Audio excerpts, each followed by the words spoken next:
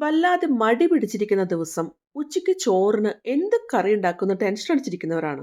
അങ്ങനെയുള്ളവർക്ക് എളുപ്പത്തിൽ ഉണ്ടാക്കാൻ പറ്റുന്ന ഒരു കറിയുടെ റെസിപ്പി നോക്കിയാലോ? Welcome back dears. നമുക്ക് ആദ്യം ഒരു ടീസ്പൂൺ വെളിച്ചെണ്ണ ചേർത്ത് ചൂടായിട്ട് വരുമ്പോൾ അതിലേക്ക് കടുകും ഉലുവയും ചേർത്ത് പൊട്ടിച്ചെടുക്കാം. അതിലേക്ക് കുറച്ച് ചുവന്നുള്ളിയും അതുപോലെ എരിവിന് വേണ്ടിയിട്ട് പച്ചമുളക് ചെറുതാക്കി അരിഞ്ഞതും ചേർത്ത് നമുക്കൊന്ന് വഴറ്റിയെടുക്കാം.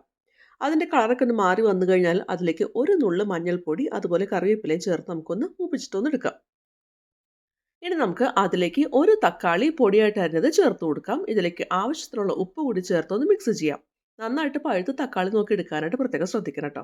ഇനി നമുക്കൊന്ന് മൂടി വെക്കാം. എന്നിട്ട് ചെറുതീയിൽ വെച്ചിട്ട് തക്കാളി ഒന്ന് വേവിച്ചെടുക്കാം. ഏകദേശം ഒരു 3 മുതൽ 5 മിനിറ്റ് വരെ എടുക്കും.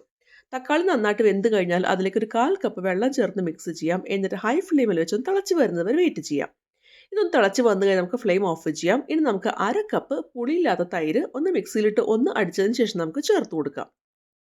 ഇനി ഇതെല്ലാം കൂടി നന്നായിട്ടൊന്ന് മിക്സ് ചെയ്ത് കഴിഞ്ഞാൽ നമ്മുടെ അടിപൊളിയായിട്ടുള്ള വളരെ എളുപ്പത്തിൽ ഉണ്ടാക്കിയെടുക്കാൻ പറ്റുന്ന തക്കാളി ചേർത്തിട്ടുള്ള മോര് കറി ഇവിടെ റെഡി ആയിട്ടുണ്ട്.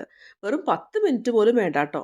അപ്പോൾ നല്ല ചൂട് ചോറിൻ്റെ കൂടെ ഒരു പപ്പടവും ഇച്ചിരി അച്ചാറും കൂടി ഉണ്ടെന്നുണ്ടെങ്കിൽ ഈ ഒരു കറി കുറച്ച് ഒഴിച്ച് കഴിഞ്ഞാൽ കുശാലായി. അപ്പോൾ എല്ലാവരും ട്രൈ ചെയ്യണേ.